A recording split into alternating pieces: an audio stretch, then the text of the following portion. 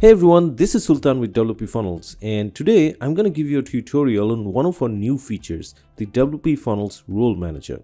You see, we have had a lot of cases where users came into us saying that, hey, I'm the admin, but I want to hand over the task of creating funnels to someone else. But how do I do that without giving access to my whole website? Well, it makes perfect sense. You may be the admin of the website, but that doesn't mean that you have to create the funnels. Maybe you can hire someone to create your funnels, or you may have a team member who can do that for you. And for that, it's not necessary to give access to the whole website to that person. All you could do is assign him the role of creating the funnels, right? So in that case, what we did was we created a simple role manager where you can assign the access to WP Funnels to different roles available on your site. Okay, for example, let's say you want to give access to WP Funnels to your editor who will go ahead and create your funnels. So that's something you can easily do using the role manager. So let us look at how this works.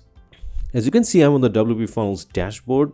Now to use role manager, what you need to do is go to settings, and here go to role management.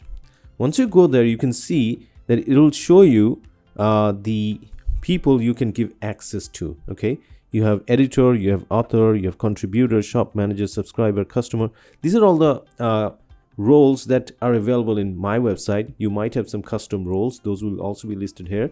So any specific role to whom you want to give access to WP Funnels, you can just choose from here. If you choose this one, there you go. Now the editor of this website will have full access to WP Funnels, and that person will be able to edit the funnels. Previously, what would happen is that if you go ahead and create a funnel, you could do that because you're the admin.